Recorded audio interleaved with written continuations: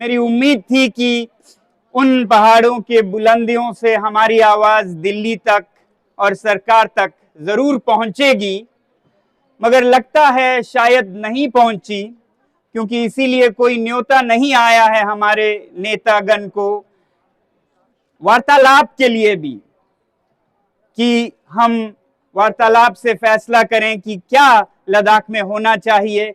इस डायलॉग के लिए, इस वार्तालाप के लिए भी अभी तक कोई न्योता नहीं आया। तो फिर मैंने ये ठीक समझा कि चाहे पहाड़ ही थे मगर बहुत दूर थे, तो शायद दिल्ली में पास जाके अगर दें, पार्लियामेंट से कुछ मीटर पर आके आवाज दें, तो शायद वो सुनाई दे। तो मुझे बहुत उम्मीद है कि हमारी सरकार, जिन्होंने लद्दाख का ध्यान रखते हुए लद्दाख को इतनी पुरानी, लगभग असंभव मांग जो कि यूनियन टेरिटरी देने की बात थी, वो दी है, तो वो आनाकानी, वो कंजूसी नहीं करेंगे।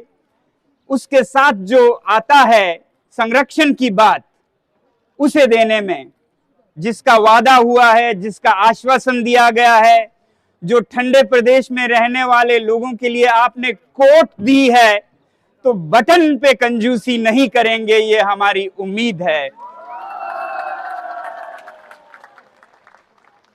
तो इसलिए मैं दो चार बातें शायद दोहराऊं, वरना मैं कह चुका हूं बहुत बार। शायद आप में से कुछ नए हों, शायद दूरी के वजह से न सुनाई दी हो, तो दो चार बातें कहूंगा।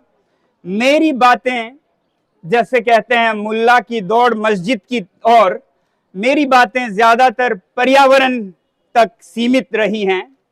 मगर फिलहाल हाल के कुछ हफ्तों में जो देखा लद्दाख में प्रक्रिया प्रशासन का, तो वो पर्यावरण और लोकतंत्र, एनवायरनमेंट एंड डेमोक्रेसी तक बढ़ गई है।